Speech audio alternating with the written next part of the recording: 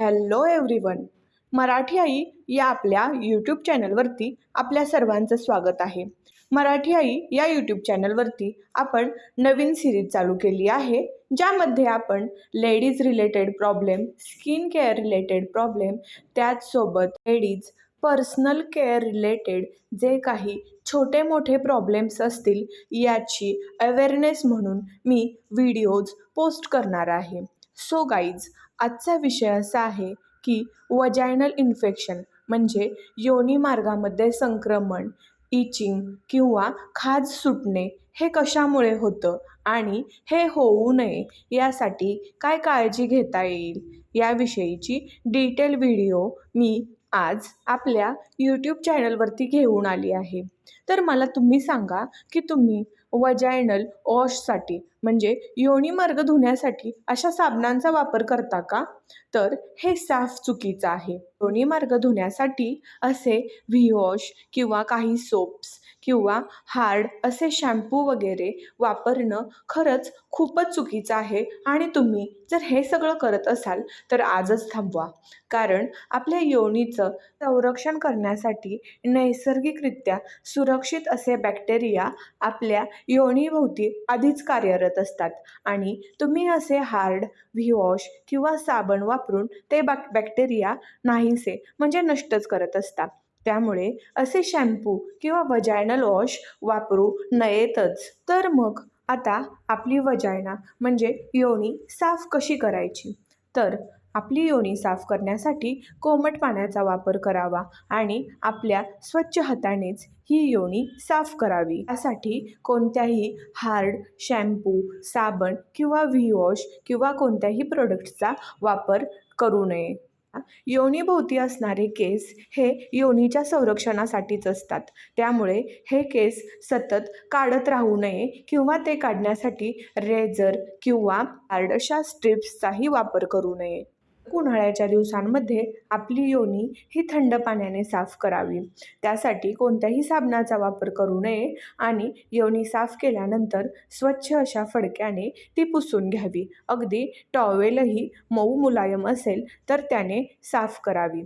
त्याचसोबत आपल्या योनीमध्ये इन्फेक्शन होऊ नये यासाठी अव्वळ म्हणजे टाईट अशा जीन्स, टाईट अशा अंडरगार्मेंट्स वापरणे टाळावे. जास्त इन्फेक्शन केव्हा होतं तर ते पिरियड्समध्ये होतं. पिरियड्समध्ये आपण पॅड दिवसातून 3-4 वेळा बदलावेत. पॅडसोबत आपण निकरही दिवसातून 2 वेळा तरी का होईना बदलावी आणि ही निकर गरम पाण्याने धुवून स्वच्छ उन्हाच्या ठिकाणी वाळत घालावी. जास्त धूळ, डस्ट किंवा घाण असलेल्या ठिकाणी आपल्या अंडरगार्मेंट्स कधीच वाळत घालू नयेत, कारण त्यामुळे आपल्याला खाज सुटण्याचा किंवा इचिंगचा त्रास होऊ शकतो. अजून एक महत्त्वाची गोष्ट म्हणजे काही महिलांना डिस्चार्ज होतो.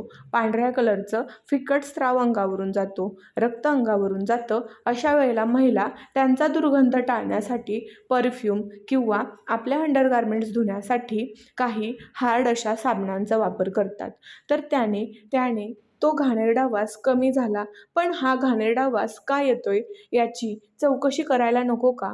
तर असा घाणेरडा वास येत असेल, जास्त व्हाईट डिस्चार्ज जात असेल तर आपण त्वरित डॉक्टरांचा सल्ला घेणे महत्त्वाचे आहे. प्रायव्हेट पार्ट म्हणजे वजायना, योनीचा भाग काळसर असतो, मांड्या काळसर असतात. तर फॅन्सी कपडे घालण्यासाठी काही महिला स्क्रबने तो वजायनाचा पार्ट घासताना दिसतात. तर असं केल्याने काय होतं तर नैसर्गिकरित्या जो चांगला बॅक्टेरिया आपल्या वजायनाच्या भोवती असतो तो नाहीसा होतो आणि आपल्याला त्या ठिकाणी इन्फेक्शन होतं. तर आपल्याला असं इन्फेक्शन होऊ नये, सततची जी खाज सुटते ती सुटू नये यासाठी आपल्याला आपले प्रायव्हेट पार्ट हे कोमट पाण्याने धुवायचे आहेत. ते आपल्याला स्वच्छ कोरड्या फडक्याने पुसून घ्यायचे आहेत. दुसरी महत्त्वाची गोष्ट म्हणजे आपल्या रोजच्या जेवणामध्ये आपल्याला दह्याचा समावेश करायचा आहे, जेणे आपल्या प्रायव्हेट पार्टला सतत खाज सुटणार नाही. खूप महागडे साबण, व्हीवॉश किंवा शॅम्पूने आपली वजायना साफ करणे टाळा. त्याचसोबत तिथे शेविंग किंवा रेझर फिरवणे सुद्धा टाळा. दरम्यान आपलं पॅड दिवसातून 3-4 वेळा बदला, त्याचसोबत निकरही बदला. याने तुम्हाला इन्फेक्शनचा त्रास होणार नाही. अजून एक महत्त्वाची गोष्ट म्हणजे जर समजा तुम्हाला योनीमध्ये इन्फेक्शन झालंच असेल, तर अशा वेळेला काय करायचं? आपली योनी स्वच्छ धुवून घ्यायची. संध्याकाळच्या वेळेला झोपताना विना निकर झोपायचं. म्हणजे हवेशीर अशा ठिकाणी हवा आतमध्ये खेळती राहील अशी हलकी मऊसर फ्रॉक टाईप कपडे घालून झोपायचं आणि संध्याकाळच्या वेळेला आतमध्ये काहीच विअर नाही करायचं, म्हणजे काहीच नाही घालायचं. जास्तच त्रास होत असेल तर डॉक्टरांचा सल्ला आपल्याला घेतलाच पाहिजे. पण सगळ्यात महत्त्वाची गोष्ट म्हणजे योनीमध्ये संक्रमण होणारच नाही, इन्फेक्शन होणारच नाही याची काळजी घेणे महत्त्वाचे आहे.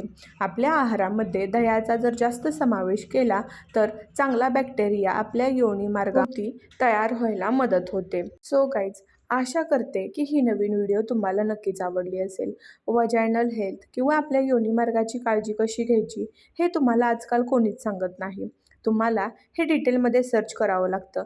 डॉक्टरांना जरी विचारलं तरी डॉक्टर तात्पुरतं काहीतरी सांगतात, काहीतरी औषध देतात आणि तुम्हाला कटवतात.